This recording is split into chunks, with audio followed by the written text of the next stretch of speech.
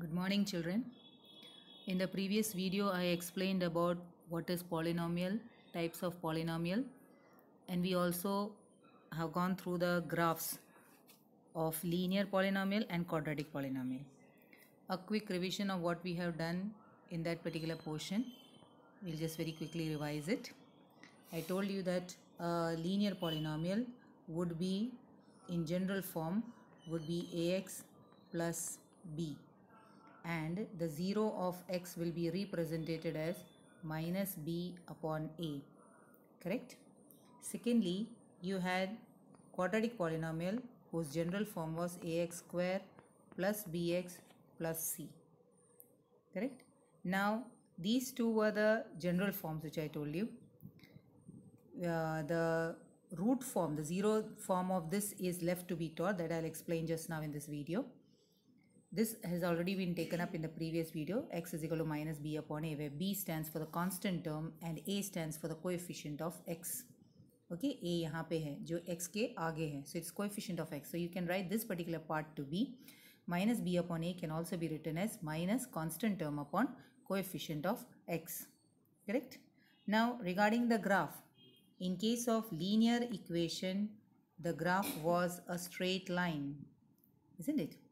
A straight line which intersected the x-axis in one point. So there were 1, 0. Correct or not? In quadratic form of equation, that is quadratic form of polynomial, the graph was called a parabola. This term I think I forgot in the first video. Am I right? You had the u, either inverted or upward u. The upward u is when the a value is greater than 0, and inverted u is when the a value is less than 0. A means क्या है? Coefficient of x square. So this, either of the case, whether it is upward or downward, the u shape is called a parabola, parabolic graph. Is that point clear? Now in such a case, how many roots were possible? Maximum 2 roots. Maximum. For quadratic equation, maximum 2 roots means what? You can have 2 roots, you can have 1 root, and you can have no roots. Now examples of that is, if you are given an equation, y is equal to x minus 2 ka whole square plus 1, okay, minus 1. Y is equal to x minus 2 ka whole square minus 1.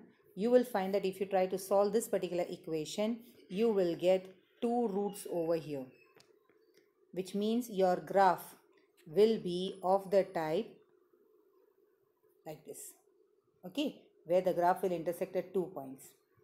Am I clear? This type of graph you will get for y is equal to x minus 2 ka whole square minus 1.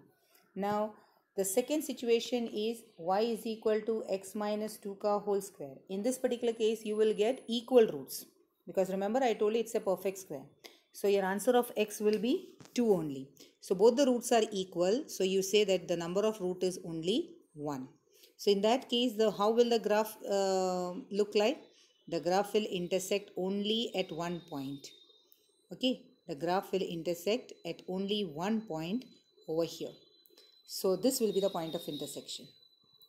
Okay, so that is one root is possible. Third situation is if the equation is x minus 2 the whole square plus 1. You will find that you cannot factorize it and there are no roots. And when there are no roots, how will the graph be? It will be hanging in the air upwards. If the coefficient of x square is negative, it will be hanging downwards without any contact with the x-axis. Am I clear or not? This much I had explained in my previous video. Now today we will take up the types of graph for the cubic polynomial. Cubic polynomial means what? Cubic means if the degree of the polynomial is 3. So here the example given is x cube minus 4x. Okay, that is a cubic polynomial because maximum degree is 3. Now here they have prepared the table for the graph, where you keep on substituting the value of x in x cube minus 4x. minus 2 if you substitute, you will get minus 8 minus 4 into minus 2 will give you how much? Minus 8 and plus 8, that will give you 0. So here minus 2 के लिए 0 है. Okay, so like that they have substituted the values minus 2, minus 1, 0, 1 and 2 in this equation x cube minus 4x, and they have got corresponding y values. Now this is plotted and the graph looks like this. अब इसको कौन सा shape का है? There is no definite name given to this particular shape, but what is important to be noticed over here is the graph intersects the x-axis at 3 points. So maximum 3 points are possible. Is that one? 3 zeros are possible for the cubic polynomial. Is that point clear or not? So as you have seen, there are 3 points at which this particular graph intersects. Am I right? Point number 1, 2 and 3 points the graph is intersecting. So the zeros of cubic polynomial will be 3. Am I clear? Now let us take few more examples over here. They have given 2 more equations, y is equal to x cube and y is equal to x cube minus x square. Their graphs are given below it. This first graph 2.7 is of y is equal to x cube. You find that in this particular graph it is intersecting only at one point, whereas in the second one is x cube minus x square. Here it is intersecting at 2 points. Correct or not? This is 1 point. Okay, this particular point is 1 and this is the second point. So here it is intersecting in 1 point. Here it is intersecting in this graph, it is intersecting at 2 points. Whereas in the previous graph it was intersecting at 3 points. What does it mean? It means that in case of cubic polynomial, you will find that it can have at the most 3 zeros. At the most means what? Maximum 3. Quadratic, how many did you have maximum? 2. Here you can have maximum 3 zeros. Means the graph of a cubic polynomial can intersect the x-axis maximum at 3 points. It may intersect at 2, it may intersect at 1, okay? But in case of quadratic, it will intersect at maximum 2 points. Clear till here? Now how the questions are asked of this type? Here you have example 1. Example 1 which is given in your text. What is the question given on top of it? Look at the graph. The graph is of y is equal to p of x. For each of the graph you have to find the number of zeros. Means a graph will be directly drawn for you and they are asking you what will be the zeros in each of the graph. So how will you try to find the zeros, children? For that, what should you do? You will find out at what point the x-axis is cut. In the first case, the x-axis is cut at 1 point, so 1 0. In the second case, it is cut at 2 points, so there are 2 zeros. In the third graph, it is cut at 1, 2 and 3 points. Am I right? So 3 zeros. In the fourth case, fourth में बोलो कितने points हैं? Did you all say at 2 points? Then you are wrong. It is at 1 point only. You have to check what? With the x-axis, not with the y-axis, children. Only with x-axis the intersection is to be checked for the zeros of the polynomial in x. So therefore, here it is intersecting at 1 point. In the fifth graph, okay, in the fifth graph it is intersecting at 1 point. In the sixth graph, can you tell me how many points it is? Yeah, 1, 2, 3 and 4 points. Did you understand that? At 4 points it is intersecting. Now how the answers are written? Check it out. Here it is written. The number of zeros is 1 as the graph intersects in 1 and only 1 point. Did you understand that? In the exam, if they ask you any one graph, suppose this first graph is asked and they ask you to give the number of zeros, then how will you give the answer? You will say that the number of 0 is 1 because it is intersecting in 1 and 1 point.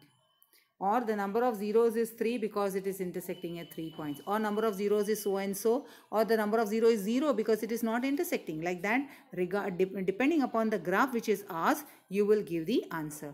A similar question you are having in exercise 2.1. Same sum. See, you are given 6 graphs and they are asking you to let the let us know, or you have to give the answer as to what is the number of zeros in each of the cases. So now let us very quickly discuss this graph. Have you gone through it very quickly? Okay, now let me discuss it out. In the first case, how many zeros are there? Yes, there are no zeros. Why? Because the graph is not cutting the x-axis. It is parallel to x. It's not cutting x. So there are no zeros. In the second case, only 1 0 because it is intersecting in one point. In the third case, the graph intersects at 3 points. Correct? 3 points they are cutting the x-axis. So there are 3 zeros. In the fourth case, it is intersecting at 2 points. So 2 zeros are there. In the fifth case, 1, 2, 3 and 4 points. So there are 4 zeros possible over here. In the sixth one, it is 1, 2. This point is second point. Okay. And this is the third point. Did you understand or not? So there are total 3 points over here. 3 points they are intersecting, and hence there are 3 zeros.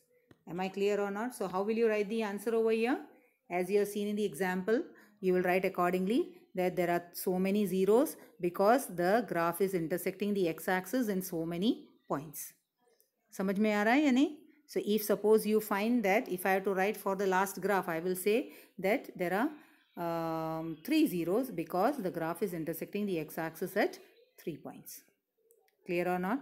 So will you complete this work in your class workbook? No need to draw the figure again. No need to draw the diagram. Simply you will say exercise 2.1. You will write exercise 2.1 and then figure number 1, 2, 3, 4, 5 and 6. And what each graph is depicting that you have to mention. Clear or not? Okay.